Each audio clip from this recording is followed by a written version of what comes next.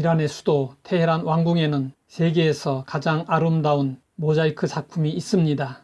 그 작품은 천장과 벽에서 다이아몬드처럼 빛을 발하고 있습니다. 처음에 궁전을 디자인할 때 벽에 큰 거울을 붙이려고 했습니다. 파리에서 큰 거울을 주문해 들여왔습니다. 그런데 상자를 열어보니 거울이 온통 산산조각 나 있었습니다. 테헤란까지 수송을 맡은 책임자는 건축가에게 사과했습니다. 화를 낼 줄 알았던 건축가는 뜻밖에도 깨어진 유리 조각들을 모두 가져오라고 했습니다. 그는 거울 조각을 매우 잘게 부수고 그것을 일일이 벽에 붙였습니다. 그러자 거울 조각은 다이아몬드처럼 반짝이는 모자이크로 되살아났습니다. 그렇게 해서 깨어진 거울 조각은 세계에서 가장 아름다운 모자이크가 되었습니다.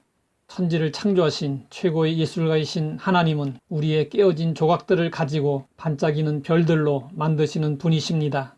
도무지 가망이 없는 상태일지라도 하나님은 놀라운 작품을 만드실 수 있습니다.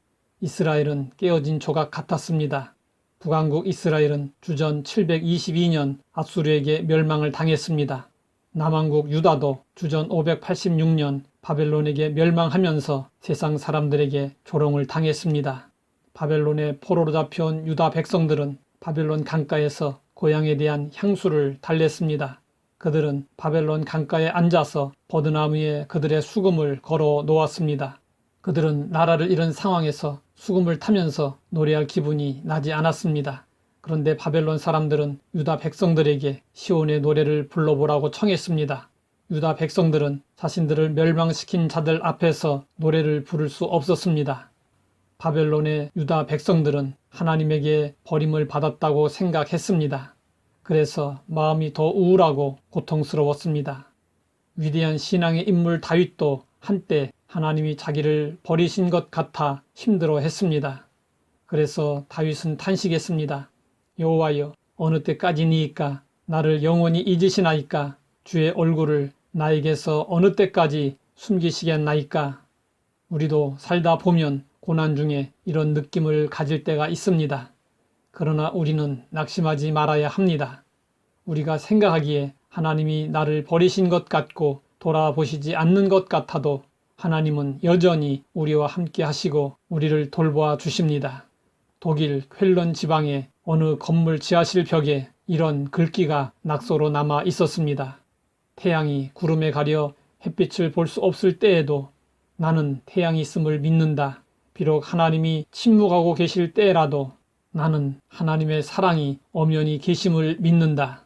이것은 제2차 세계대전 중에 그 지하실에 갇혀 있었던 어느 전쟁 포로가 적어놓은 것이라고 합니다. 참으로 위대한 신앙 고백입니다.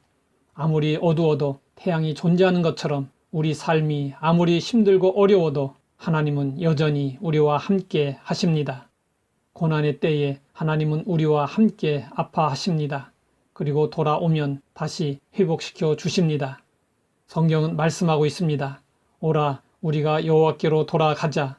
여호와께서 우리를 찢으셨으나 도로 낫게 하실 것이요 우리를 치셨으나 싸매어 주실 것임이라. 상심한 자들을 고치시며 그들의 상처를 싸매시는도다. 하나님은 아프게 하시다가 싸매시며 상하게 하시다가 그의 손으로 고치시나니 하나님은 자비와 긍휼이 풍성하신 분이십니다. 돌아오면 두 팔을 벌리고 맞아주시며 이전보다 더 사랑해 주시고 더 풍성하게 하십니다. 이스라엘 백성들은 나라를 잃어버리고 사방으로 뿔뿔이 흩어졌습니다. 그런데 결론이 중요합니다. 하나님은 택한 백성을 잠시 징계하실 뿐 결코 버리시지 않습니다. 하나님은 다시 이스라엘을 회복시키시고 포로된 백성들을 고국으로 돌아오게 하셨습니다. 하나님은 현실의 어려움을 통해 하나님을 경험하고 믿음으로 살도록 인도하십니다. 이 세상의 헛된 욕심을 버리고 하나님 나라를 바라보며 소망하며 살도록 하십니다. 하나님 아버지, 현실의 어려움 속에서도 하나님의 사랑을 의심하지 않게 하시니 감사합니다. 치유와 회복의 역사를 기대하며 하나님을 향하여 더 가까이 나아가게 하옵소서. 예수님의 이름으로 기도드립니다.